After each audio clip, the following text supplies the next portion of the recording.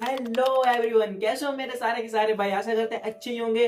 स्वागत करता हूं मैं आपका हमारे इस नए YouTube channel struggle story official पर। अगर आप हमारे चैनल पर नए हैं तो चैनल को सब्सक्राइब कर लीजिए, बेल आइकन को प्रेस कर लीजिए ताकि मेरी कहानी सबसे पहले आप सुन सके। तो आइए देर किस बात की है, सुनाता हूँ मैं आपको अपनी लाइफ का एक नया किस्सा।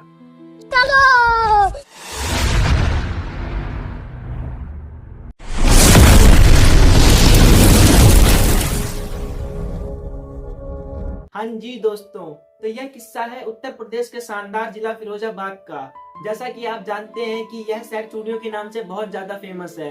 हमारे भारत में जितनी भी चूड़ियां सप्लाई होती हैं वो 80 से 90% चूड़ियां फिरोजाबाद से ही सप्लाई होती हैं। जब हमारे घर के हालात बहुत खराब थे, हमारे घर के हालात इतने खराब थे कि वो मेरे घर वाले ही जानते होंगे।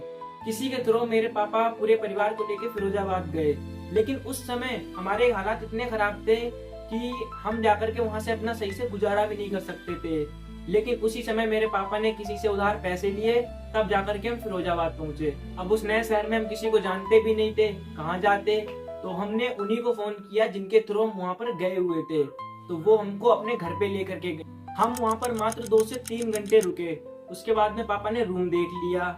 उस वक्त वहाँ का किराया 800 रुपए था, और वो 800 रुपए उस समय में 8000 के बराबर लगते थे। हम अपने मेन बर्तन और थोड़ा सा खाने पीने का सामान तो लेके गए थे। तो मम्मी ने खाना पीना बनाया, हम सब ने खाना खाया। लेकिन उस वक्त हम 2 ही भाई थे, अभी फिलहाल 3 है, तो उस वक्त हम 2 ही भाई थे। मैं शायद 4 साल के समथिंग का और वो 2 साल के समथिंग का था। कुछ समय आराम करने के बाद मेरे पापा चले जाते काम ढूंढने के लिए। सोचा कि कोई अच्छी सी कंपनी देख करके आते हैं, तो मेरे पापा चले गए कंपनी देखने के लिए। फिर शाम को पापा घर लौट करके आते हैं तो उनको काम तो मिल जाता है। वो काम उनको मिलता है, कांच की कंपनी थी, उसमें कांच के ग्लास बनते थे पानी पीने वाले। लेकिन उस कंपनी की सैलरी मात्र 3000 रुपए थी। अब आप ही बताइए 3000 रुपए में क्या होता। अगर कोई इंसान अपनी फैमिली लेकर बाहर रह रहा है तो 3000 रुपए में तो मुझे नहीं लगता कुछ हो पाएगा। लेकिन मेरे पापा ने सोचा कि चलो कोई बात नहीं, अब जैसा भी है वैसा करेंगे।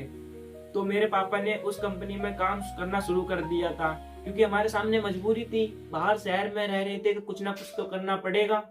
लेकिन हमारे लिए सबसे दुख की बात ये थी कि जिस कंपनी में मेरे पापा काम करते थे, उस कंपनी में हर दूसरे तीसरे दिन मेरे पापा के कांच लग जाता था हाथ में।